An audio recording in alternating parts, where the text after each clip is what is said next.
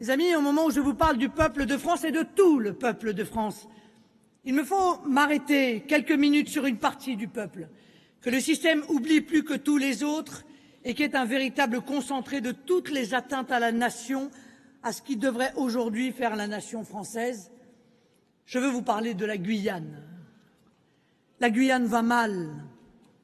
La Guyane va si mal que Madame Royal, en visite ministérielle, a dû s'enfuir en catimini de peur d'avoir à assumer les responsabilités d'un État manifestement défaillant.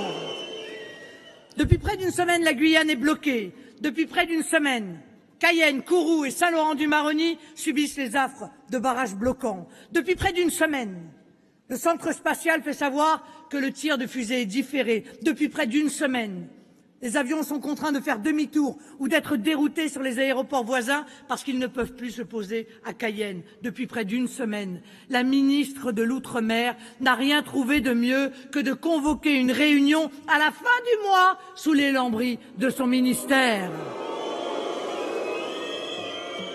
Je vous laisse imaginer que dans pareil cas, mon ministre serait déjà à pied d'œuvre pour dialoguer sur le terrain.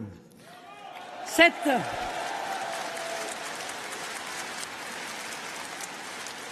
incapacité de la ministre à réagir est telle que le Premier ministre a fini par la désavouer en envoyant une mission interministérielle présidée par un haut fonctionnaire.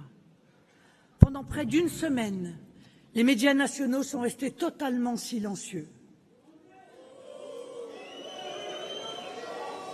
Ce qui est certain, c'est que nos compatriotes d'outre-mer sont malheureusement habitués à la condescendance de certaines pseudo-élites métropolitaines qui, s'agissant de nos lointains départements, n'ont à la bouche que les mots confettis d'empire, danseuse de la République, et savent, comme l'a écrit Daniel Maximin, que ce sont les seules régions de France pour lesquelles on demande combien ça coûte et si ça rapporte. La réalité, chers amis, est que depuis 10 ans, les gouvernements successifs se sont contentés pour l'outre-mer d'un service qui, à force d'être cruellement minimum, en est devenu coupablement insuffisant. J'étais en Guyane il y a quelques semaines. J'ai vu et j'ai compris, à Cayenne et à Saint-Laurent-du-Maroni, que nos compatriotes de Guyane n'en peuvent plus. Ils sont comme nous tous, ils n'en peuvent plus. Ils n'en peuvent plus d'une immigration massive. Ils n'en peuvent plus de l'insécurité qu'elle génère. Quand 50% des détenus en Guyane sont étrangers. Ils n'en peuvent plus que la Guyane soit devenue le département le plus criminogène de France. Ils n'en peuvent plus de la saturation des services publics et de ne plus avoir accès à des services de santé débordés. Si je n'excuse pas les blocages de ces collectifs citoyens, honnêtement, je les comprends. À tous les Français d'outre-mer, je veux dire, il est temps, enfin, que l'outre-mer soit traitée à la hauteur de la chance qu'elle représente pour notre pays. Il est grand temps aussi d'y remettre de l'ordre. Je veux leur dire que je nommerai un ministre d'État de l'outre-mer et de la mer qui, en Guyane, s'attellera à la lutte contre l'immigration, contre l'insécurité, au développement économique, au travers d'un véritable plan de désenclavement des différentes régions du département.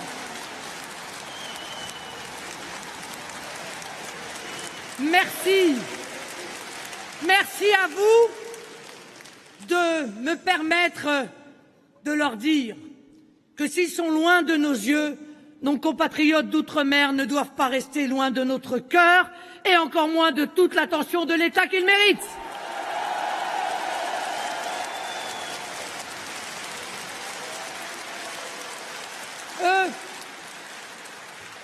Eux qui nous rappellent par leur existence même comme la France est grande.